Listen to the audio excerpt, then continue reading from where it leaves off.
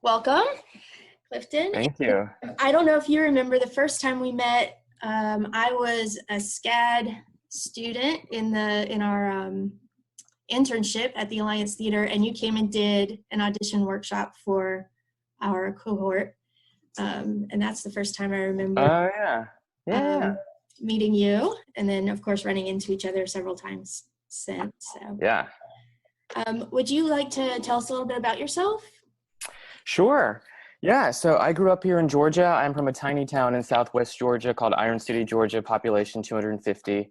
And I was in theater from like kindergarten on through church and school and community theater. And then I went to UGA for drama for undergrad.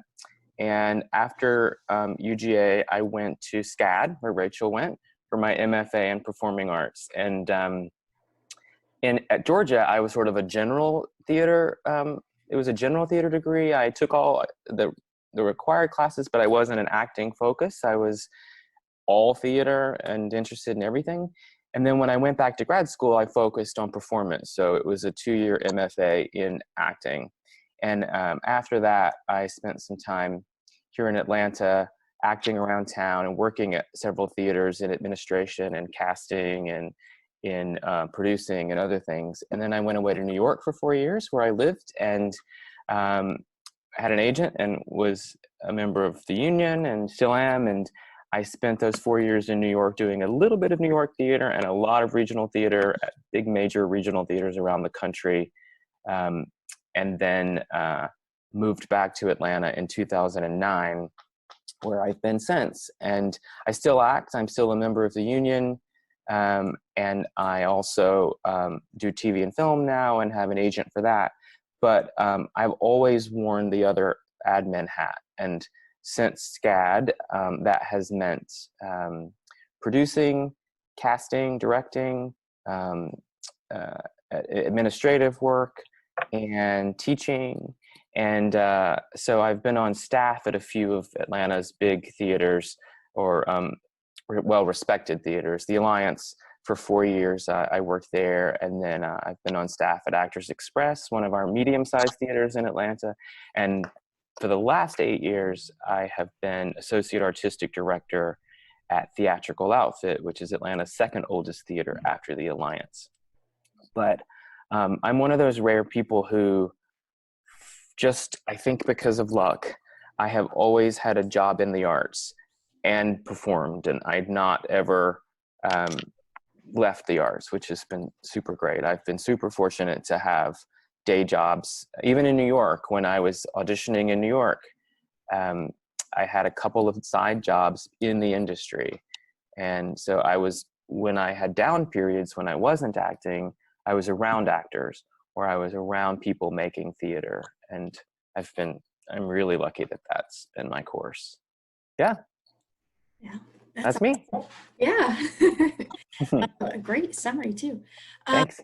So I did share the questions with all the students, and they're going to ask you their questions and let you have time to respond and Great. try to have a conversation.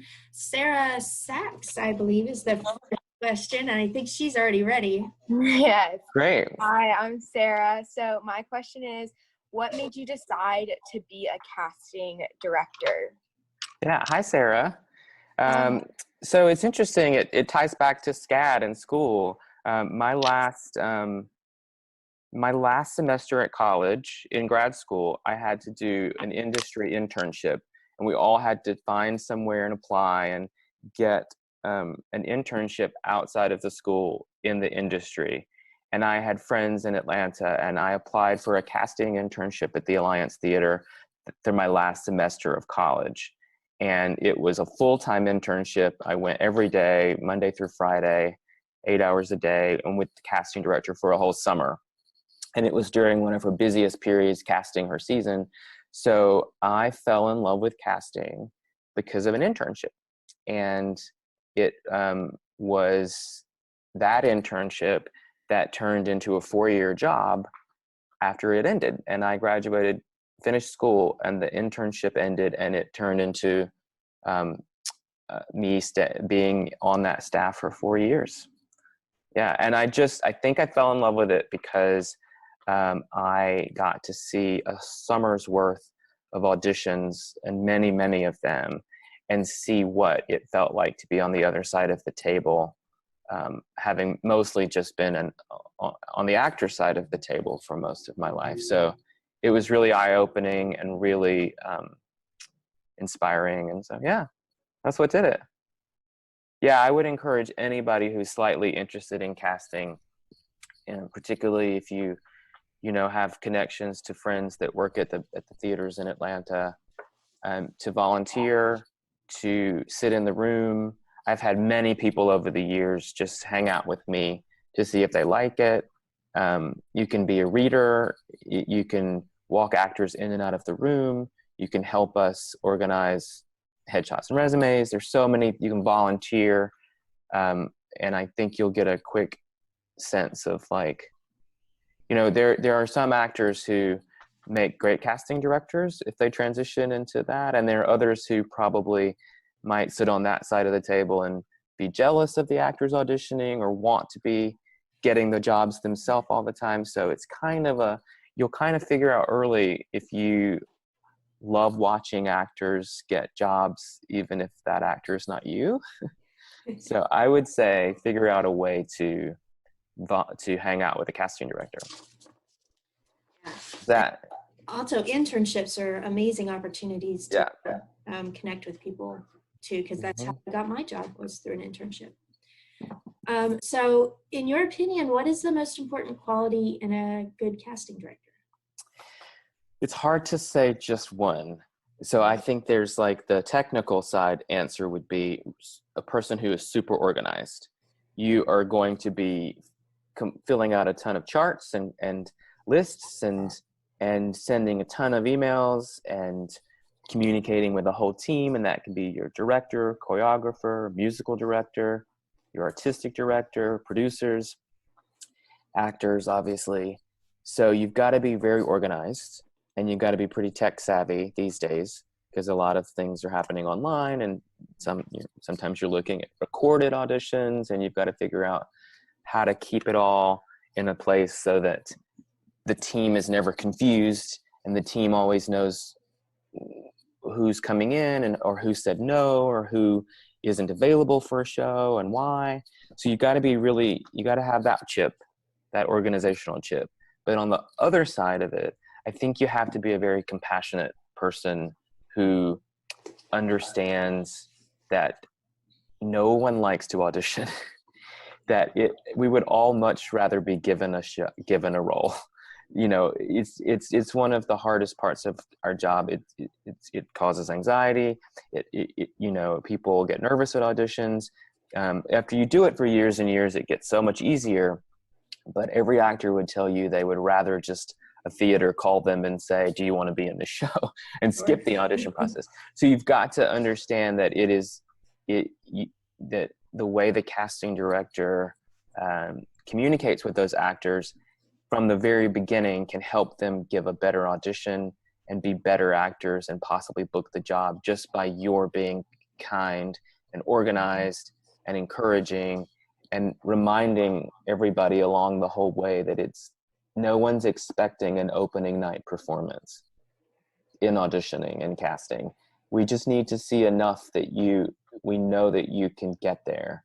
But the pressure is, and the pressure gets even higher the higher up the food chain you go to regional or Broadway or TV and film, and the number of people in the room watching actors. So I think a compassionate casting director is someone who knows what an actor is going through and tries to give the actor everything they can possibly have to succeed. Yeah. Yeah. Jackie, would you like to ask your question? What has been the most challenging thing about casting? I think the most challenging thing would be, particularly like when you've been in a community for a long time, and I've been in and out of the Atlanta community for 20 years, so I know a lot of these actors, and many of them are my friends. Like, I've known them for years, sometimes like 20 years. And what's challenging is when you see someone like for years and prepare really hard and do all the work and give it their best and not get cast over and over again. And sometimes that's because they were great, but the director thought that the other person or was just the better choice. And so it's sometimes hard to see people who I know are really, really talented, who are putting in more work than sometimes other people and are always prepared, get told no and no and no again and again. And I've had difficult conversations over the years where people have said, I've been in for your theater 5 times in the last 3 years, and why am I not getting cast? And it's a difficult conversation. And sometimes there may be answers like, well, you need to prepare better, or you've got to work on the material a little harder, or make more specific choices. But sometimes the answer is you came so close, and it's just, there are dozens of reasons why directors choose actors. And sometimes the actor who didn't get it did nothing wrong. They were 100% great, and I loved what they did, and I'll tell them that, but it's that kind of business. So it's sometimes the hardest thing is knowing that somebody's a really good actor, and sometimes they're my friend, and I have to say, I'm so sorry you didn't get it again. Yeah. That would be so hard. It's hard, yeah. And we kind of come up against that in the high school setting, of course, on a much smaller scale, but just the roles that are available and the way you have to put the puzzle pieces together, those situations can happen. Yeah. Emily. Oh, Emily, is Emily here? I'm sorry, I should have looked to see if Emily is in the room. No. So, how much communication do you have with the directors during the casting process? So a lot, and it depends on the project, but one of the very first things that happens is a producing company, a theater, chooses who they're going to have direct that show, and shortly after that, I start having conversations with that director on a casting breakdown, and that means just a description of the roles, and sometimes that's found in the beginning of the play, and some that the playwright gave us, or sometimes we have to kind of craft that. The director and I have to decide, we want, this character is 20s, African American, she is from New York, she is very petite, we have to craft that together sometimes if the playwright doesn't give it to us. So that's one of the first conversations, is what do the roles look like? And then the director and I come up, I generally create a sort list of actors who I think are right for the show. And the director looks at that and adds to that list or subtracts from that list. And so the communication starts really early on. And then I get the director to let me know if he or she has any special instructions for the actors that might go in the audition invite. So things like, this show is an absurd comedy, so we're looking for people who are great at making big, bold choices, who aren't afraid to be highly theatrical, and please honor the style. Or a director may want to put a note in an audition notice that says something like, this play is incredibly hyper realistic and it's psychological realism and it's almost TV and film, so I want very grounded, small choices that are that could almost be on camera, or something like that. So sometimes the director and I confer on like what kind of language he or she wants to give the actors to help them do the best job. And then it's just a matter of, once we get in the room and we're seeing actors for a day or 2 or 3, it's, some directors want a casting director to tell them what they think and say, who are your top choices, or what do you know about this person in town and their work? And some directors want to make the decision on their own. I find mostly when I'm working for a company that's using a director who's not from Atlanta, they're very interested in my thoughts on what that actor's history is in town, or if I've seen them in other shows, if what they're seeing in the room is the best they're going to get, or if that actor can be better, or if that actor is always that good. You know, if they're blown away by someone, I sometimes have directors say to me, are they just a really good auditioner? Are they all, you know, because some people audition really well and then they're not so flexible in the room or easy to work with. And so I get those questions a lot, like, do you know this person? Is this person easy to work with? Are they professional? Do they come prepared? So that's the benefit of living in a community for about 20 years, is that I can answer a lot of those questions about actors I know. So then you're just sort of conferring with the director at the end of the process on final choices and sometimes understudies. And it differs show to show, but it's a very unique relationship with a lot of communication. Amy? Hi, I'm Amy. Hi, Amy. My question is, how long does the casting process usually take? Yeah, it's just different wherever, you know, sort of you work. I'll give you the examples from my life that I know the best. Is like, if I'm working for a company like I did at Theatrical Outfit for 8 years, the whole process from beginning to end of casting a season, that's like 6 plays that happen over a year, would be about, I would say, 5 months. I would start with big general auditions, and everybody knows the difference between a general audition and a show specific audition. We got everybody nodding. No, some people are. There's some nods and some no's. Does somebody wanna tell me what a general audition is?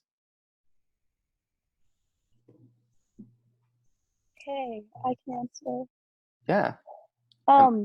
It's an audition for like multiple shows, so like for the full season usually. Right. So And it's what just kind? like a dance call usually, and then, or depending on if it's musical theater or not. Could And be. it's just like, yeah, it's just not show specific. Is it Annalita? Analia. Analia. Oh, your last name's Clifton. Yeah. What would actors be preparing for that kind of audition? Do they bring like 16 bars of like a song, and then monologue 1 minute? Yeah, exactly. Yeah, generals are when actors come in, sometimes in large groups, you know, over the course of a day, and they're bringing in the material that they chose, that they prepared on their own, monologues and songs. You're absolutely right.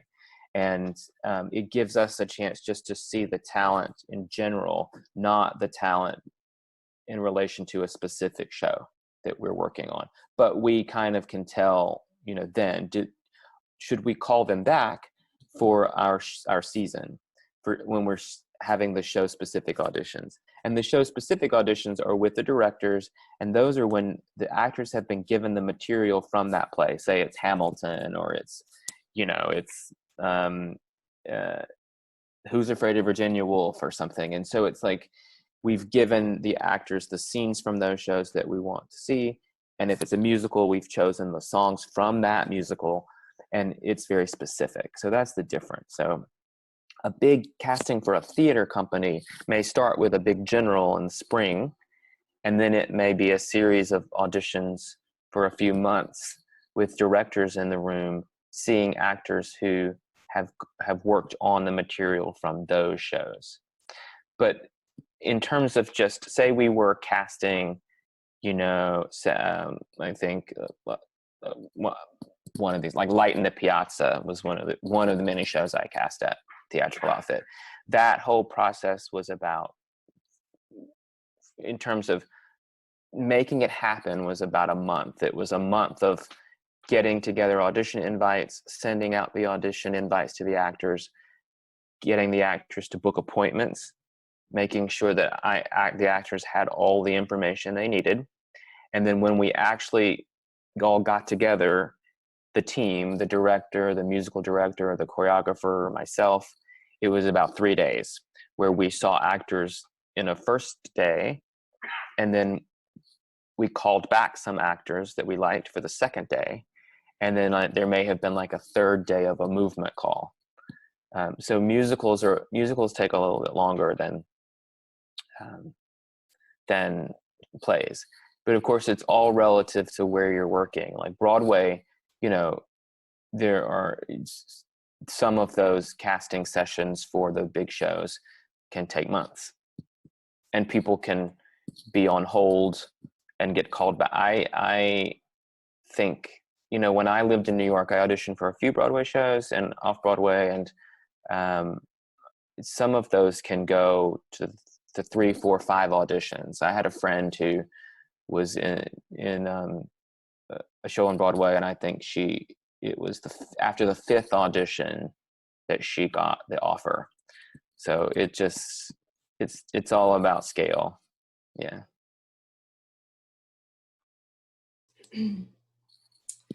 So what's your process for deciding if someone's suitable for a role?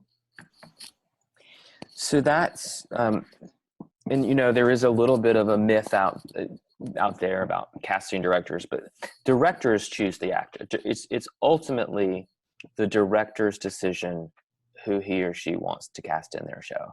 The casting director can be very opinionated and weigh in and say, that would be my choice, or here are my top 3, but ultimately it stops with the director. The director has to make the final call.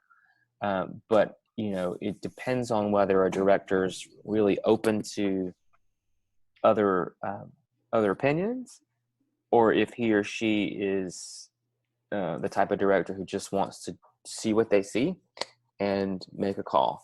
But I've been around the business enough, and a lot of the actors that I see regularly, to fight for actors, to ask a lot of questions when if a director is going in a direction I don't think is the best choice for the show. I have a series of questions I will ask them. But it's a difficult dance. But it is the casting director's job, I feel, to advocate for the best actors that we saw. Yeah. Thank you. Analia? Hello there. Hi. My question is, what is the first thing that you notice about a person when they walk into a casting call? Wow, that one's great. You know, I think it would be confidence. You can tell really quickly. I mean, nervousness and anxiety, it never goes away. It's that kind of business, but people get better at being themselves and calm as they go on, and they do this many, many, many times. But then I also meet people your age, and I have cast children who are the calmest, like most comfortable, self-assured, like just walk in and like they don't, they're just themselves, and they don't show a hint of nerves. They're just naturally like that kind of kid. And then I've seen like 80-year-old actors who have been doing it for 60 years who still get nervous. So it's what I notice, I think, rather quickly is if someone is comfortable in their own skin, and if they've done the preparation, and that they can relax and they can just be themselves. You can kind of tell if someone's super fidgeting, not making eye contact, kind of bouncing off the walls a little, or either super shy and very quiet, or overly talkative and very on. So I kind of assess really quickly if someone seems like they're being themselves, or if they're acting, or just a ball of nerves. Yeah. Does that make sense? Yeah. Completely. Cool. AJ. Hi. What's the Hi, most AJ. hi? What's the most common mistake people make during auditions? Not preparing. Yeah. In professional theater, it is often you're getting the material a week in advance, maybe 2 weeks in advance. Different for TV and film. Sometimes for TV and film, you don't get the material like until the night before, and you're asked to go in or tape in 3 hours. But for theater, we often give actors like a week with the material, or at least 3 or 4 days. Even in New York, when I lived there, I would get 4 or 5 days notice to prepare a scene or a monologue. And that's plenty of time to make choices, to really be very familiar and memorized on the sides. And the biggest mistake, I think, is for people who clearly wait to the last minute and they don't make any choices and they're buried in their paper. And it's very obvious when you're seeing like 60 actors in one day, that percentage of actors who clearly either just waited to the last minute, or they have worked at your theater before, or they're what some might call like a veteran in a community, and they don't feel like they have to do the work because they're booking all the time, and so they're just kind of coming in and doing it robotically. It's very clear really quickly when someone hasn't done the work. Just because you were great in the last show we saw you in, or the last time you worked at our theater, we don't know what you're going to do with this play. So if you haven't spent any time working on this material, it doesn't help anyone. And it really matters when you've got like a guest director from out of town or who has never worked with some of those actors, because all they know is what they see that day. They don't have the benefit of seeing that actor around town for 10 years, knowing that they're good. They can just go on what that actor did that day. And if that actor only looked at it in their car for about 15 minutes before they walked in the door, it's going to be pretty clear. So the biggest tool in everyone's like toolbox is preparation. Yeah.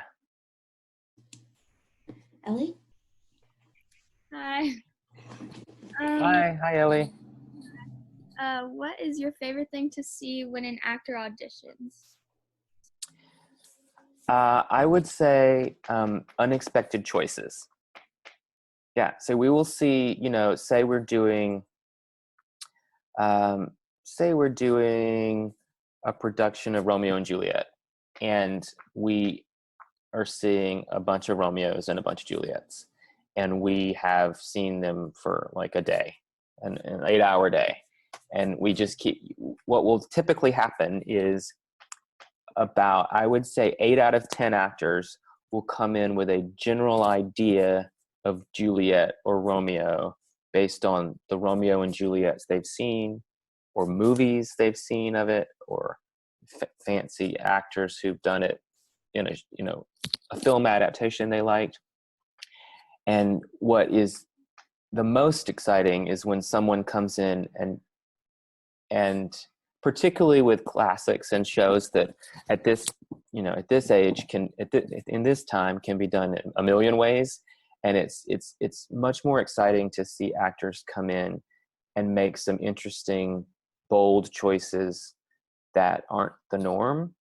And I'm not saying like ad lib and make up words or improv, but just we're going to see that scene over and over and over again all day. And a lot of the people are going to kind of do what's just written on the page or what an idea of Juliet might be. But it's really exciting to see someone kind of take a right turn or be in the middle of a monologue and throw in an opposite or a shift in physicality or something really interesting. So that's what excites me, is when someone because often the other thing about it too is like a lot of times in casting sessions, we're having to take notes and we're writing down thoughts, and we look down a lot and we're looking at headshots and resumes. And I often find myself, when an actor makes an interesting choice in a script or does something different with a line, I'll look up because it's not something I've heard 8 other times in that hour. So I say, you know, it's so much easier to pull an actor back than to get an actor to try things. So I, if you're worried that like, oh, I don't want my choices to be too big or crazy or bold, or like, we can always say it's a little too much. Let's pull that back a bit. But if an actor's just coming in kind of boring or baseline, just kind of phoning it in a little bit, like this is kind of what Juliet's supposed to be, I'm gonna just do, then we're not sure, we don't really know, can this person bring something different to Juliet? Because why produce Romeo and Juliet, if you're not going to make it special? Yeah. Yes, very much. Soren.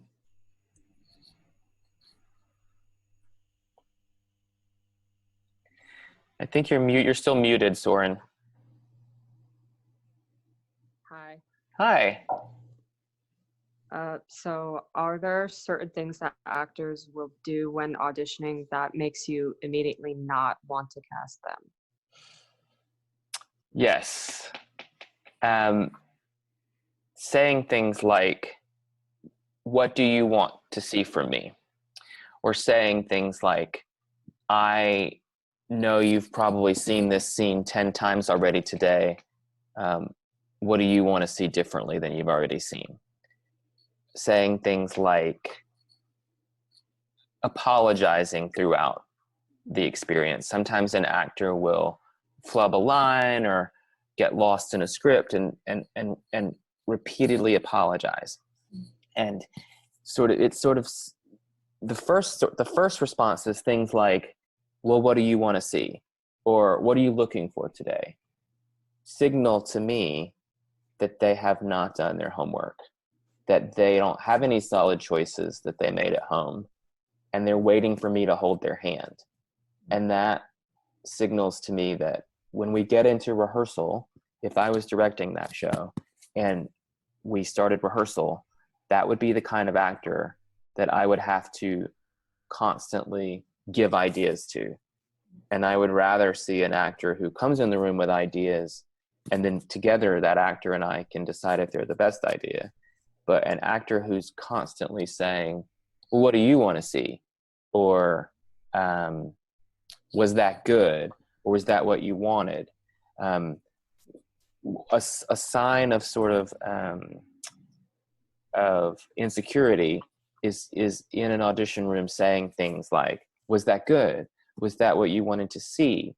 Did I do what you wanted?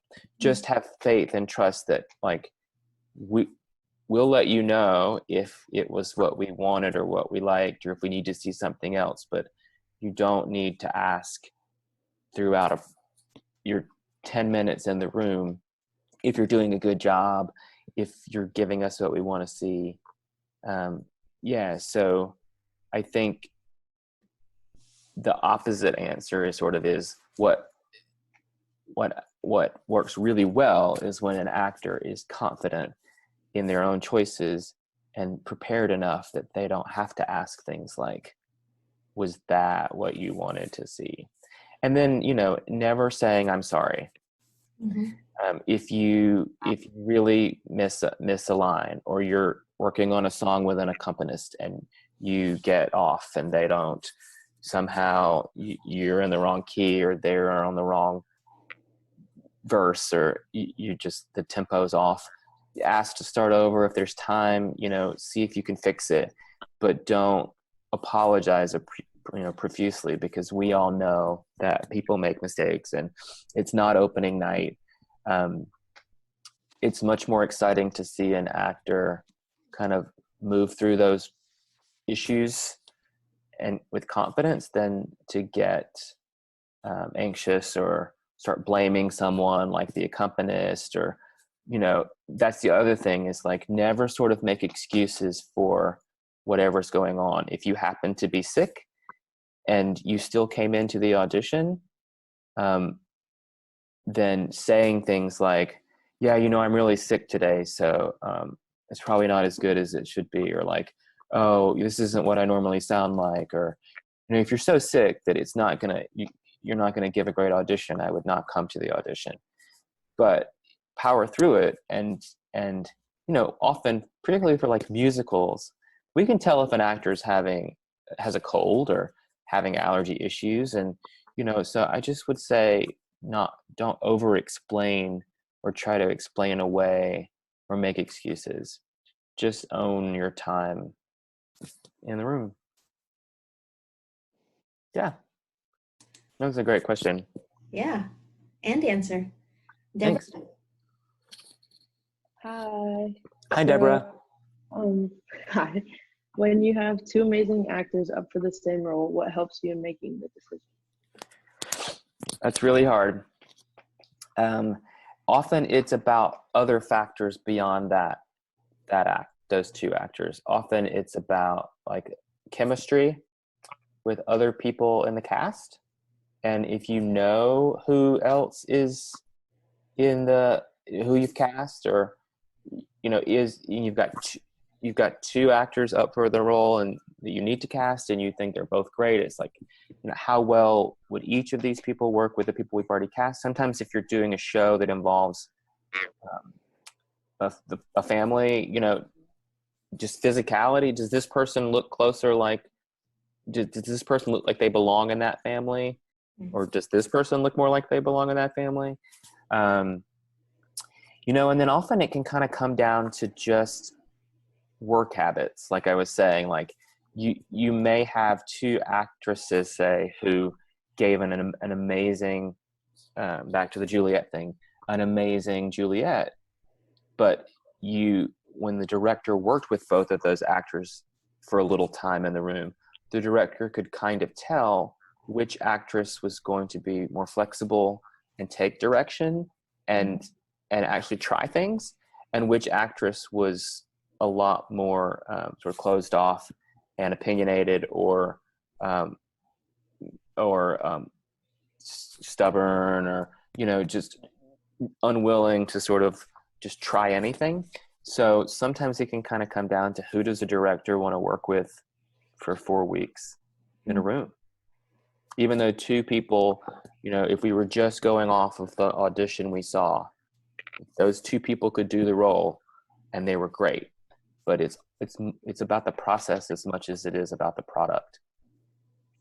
And a lot of directors, directing a show is a huge undertaking, and you've got so many things going on, and you want as few projects in the acting company as you want. You don't want to have to hold a bunch of hands in your acting company. You want a bunch of smart actors who will try anything and come to work prepared.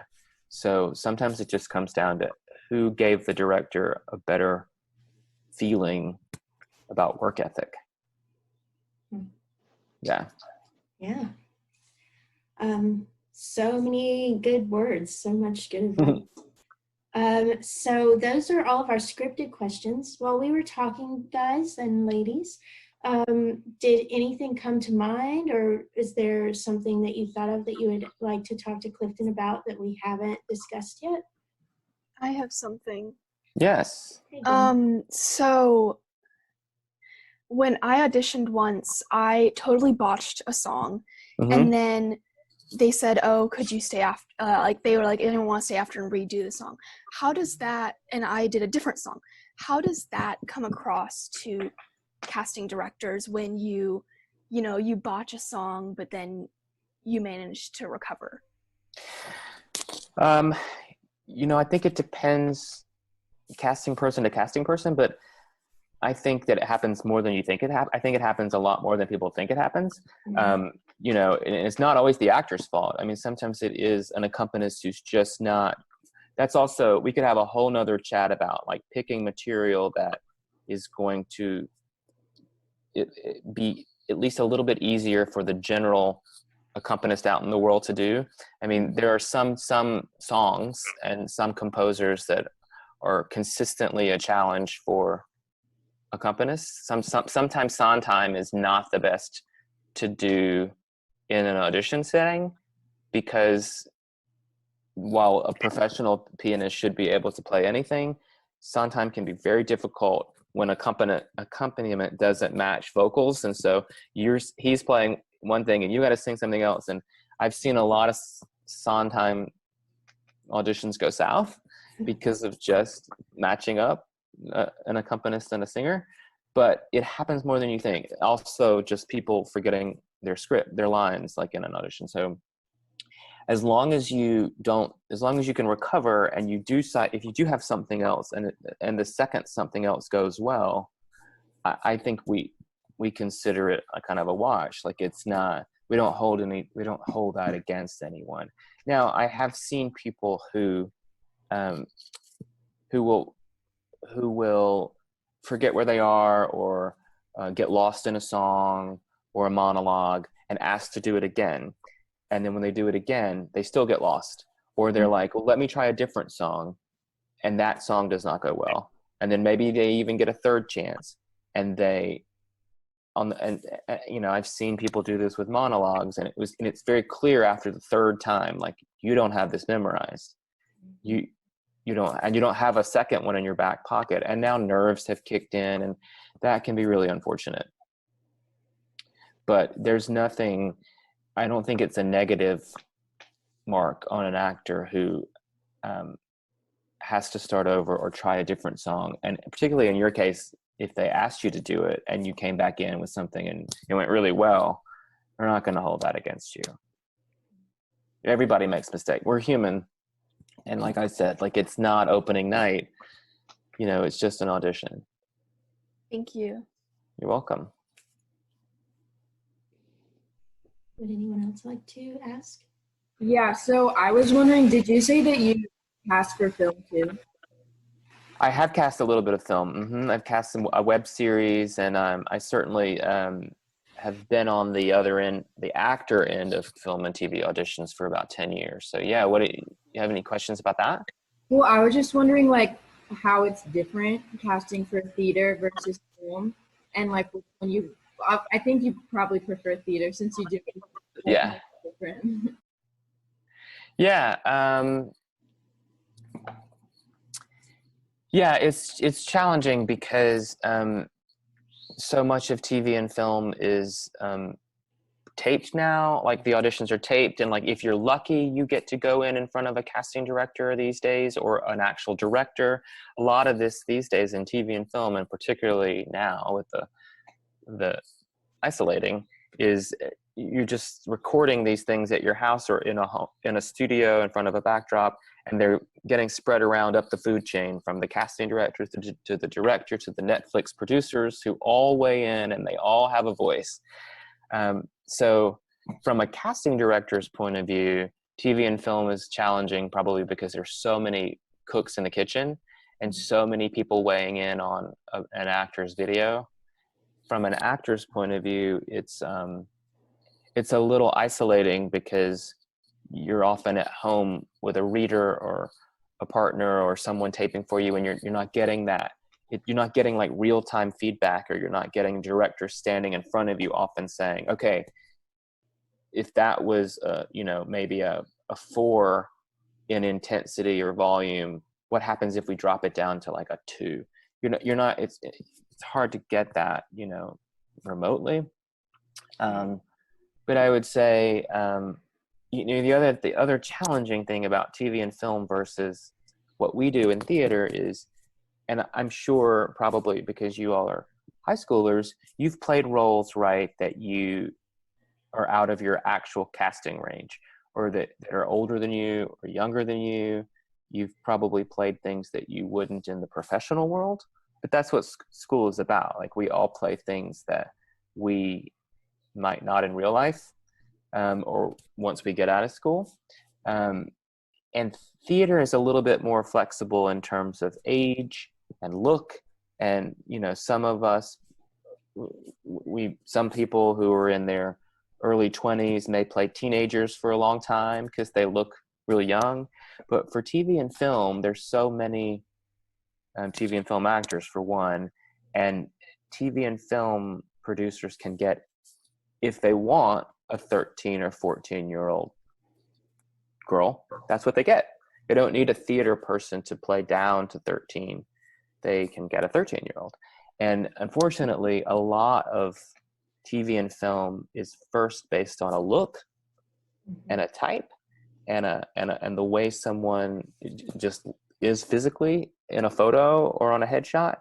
And theater is a lot more forgiving. We're sort of used to makeup and wigs, and we're used to playing outside of type a little bit. And TV and film it's so super specific in terms of like, if they want this, that person's out there somewhere, and they'll just do whatever they can till they find it. You know, and you've got your big stars like Meryl Streep, or people who transform into people like Julia Child, or, you know, but that's pretty rare, you know. So that's the difference, I think, is that theater's a lot more liberal in the sense of like giving people a chance outside of their type a little bit or their age. Film and TV is, you're going to play kind of basically really close to what you are.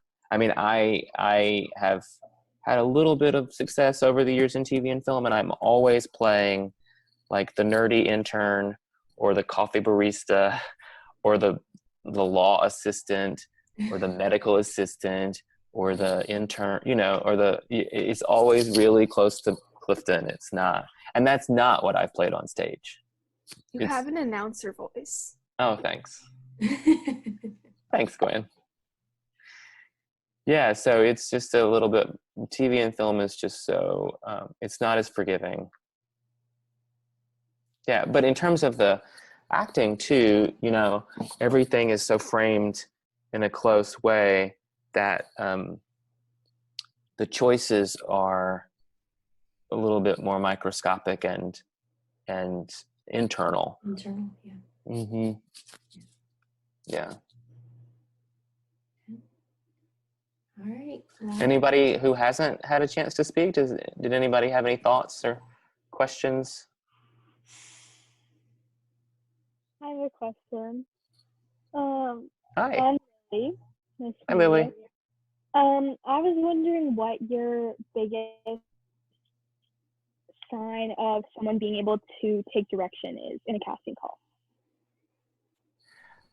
So your question is, what's the biggest sort of indicator of whether someone can take direction or not? Yes. Yeah. Just a willingness to play. I mean, you can tell pretty quickly if someone is not afraid to kind of make a fool of themselves or be embarrassed or like just go there. I mean, you know, I have seen actors who would be asked to do the scene a second time and try something physically different, or try a different vocal choice, or you know, be more theatrical instead of cinematic. And some actors can go there like in 1 second, and other actors can't take a little bit of time to get there, but they can get there. And then I have seen others who say, and the director will say, does that make sense to you? Do you understand what I'm talking about? And that actor will say, oh yeah, totally got it. Yeah, I get it. And then they'll do exactly what they just did. And then the director will try something different. And the director will be like, okay, well, what if our action verb is to flirt? And try that as an action verb with these lines. And the action that sort of still comes out is to fight. And the director, you know, I've seen directors try different tactics, and some actors just, and that's when you kind of know, you're like, okay, that actor is probably not, you know, and for small roles, in a show, and no role is small, but for roles that are kind of serve a purpose, like a housekeeper in a period show, or a messenger boy or something, you may not need an actor who is great at taking direction, as long as they can give you what the little, the little bit that you need to serve that purpose. But for lead roles, for sure, you're going to want to be able to figure out if that person understands what flexibility means. Yeah. Thank you, Lily.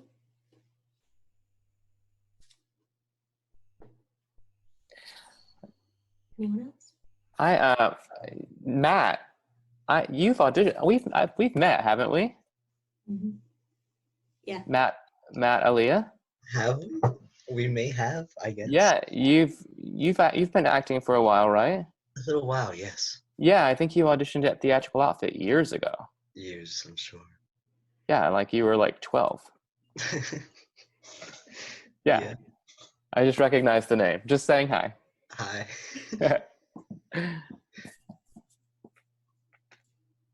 All right.